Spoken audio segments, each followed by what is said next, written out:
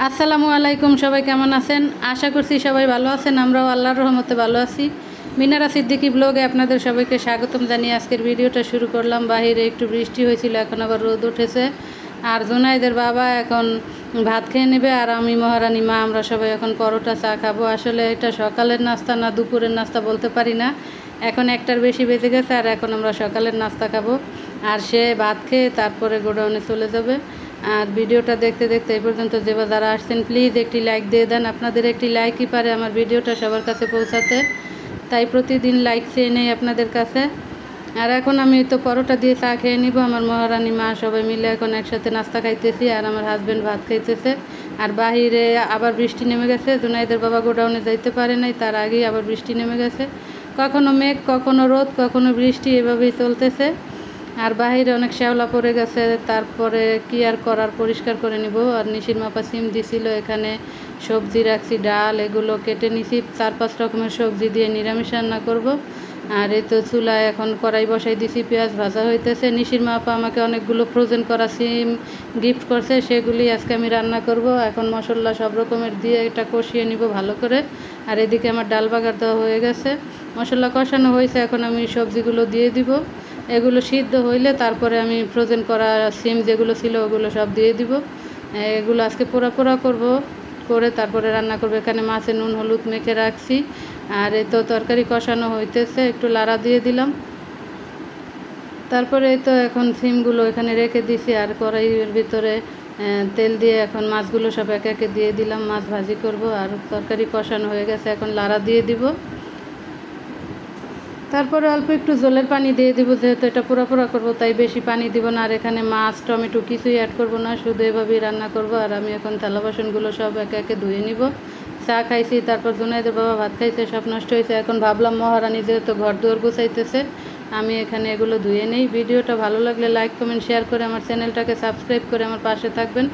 যারা যারা করছেন সবাইকে অসংখ্য ধন্যবাদ। আমার মহারানীর জন্য, আমার ছেলের জন্য সবাই দোয়া করছেন, আপনাদেরকে অসংখ্য ধন্যবাদ। অনেক আপুরা আমার ময়না পাখিটা দেখতে চাইছেন, অবশ্যই আমি ভিডিও করে দেখাবো। আসলে পাশের ফ্ল্যাটে একটা বাবু আছে, তো তাই 2টা বাবু আছে, ওরা একটু কথা বলে, আমার ভিডিওটা ভালো মতো বানানো হয় না, তাই ইদানিং ময়নার ভিডিও বানানো হয় না। দেখি সময় সুযোগ করে আমি বানাবো। তারপরে তো এখন থাল বাসনগুলো সব ধুয়ে নিচ্ছি। শুরু থেকে এই পর্যন্ত যারা যারা আমার পাশে আছেন সবাইকে অসংখ্য অসংখ্য ধন্যবাদ। আমার আপুরা কত সুন্দর করে আমাকে কমেন্ট করেন, আপনাদের কমেন্ট পড়ে আমার ভিডিও বানানোর আগ্রহ আরও বেড়ে যায়। আমার কাছে কিন্তু কমেন্ট পড়তে ভালোই লাগে, আর আমি আপনাদের ভিডিও সবসময় ফুল ওয়াচ করে দেখি। আর এখানে তরকারিটা বলক এসে গেছে, এখন এটা আমি লাড়া দিয়ে তারপরে সিমগুলো এখন ঢেলে দিলাম।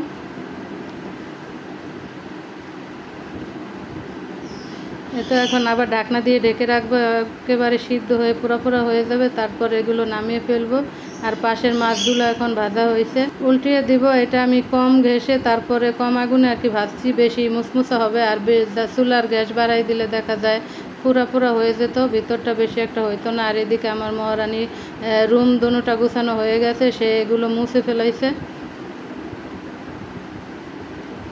তার রুমও সে গুছিয়ে ফেলছে। মানে সে এই তো ঘর ঝাড়ু দেওয়া, বিছানা গোছানো, ঘর দুয়ার গুছিয়ে মুছে তারপরে এখন সে বারান্দা মুছতে গেছে।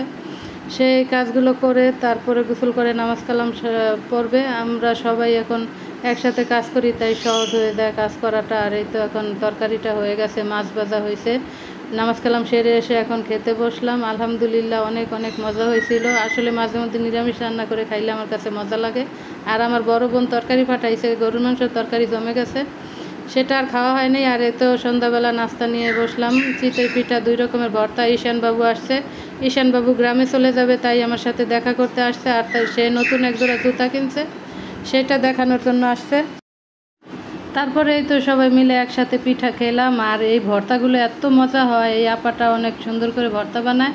এই ভর্তা দিয়ে মনে হয় 2-3টা পিঠা এমনিতেই খেয়ে ফেলা যায়। আর এখানে ঈশানবাবু দাঁড়িয়ে দাঁড়িয়ে দেখতেছে, আমরা অনেক কথা বলতেছি তো, আর ক্যামেরা দেখলে সে অনেক খুশি হয়, হাসি দিল মাশাল্লাহ। আর আমার কিউটি বেবি এখানে শুয়ে শুয়ে মোবাইল দেখতেছে। মোবাইল হইলে তো তার আর কিছুই লাগে না, তাকে একটু আদর করে দিলাম। আর এখন সন্ধ্যার সময় জানু আপা আসছিল, মা আমি মহারানী আমরা সবাই মিলে এখন চা খাইতেছি।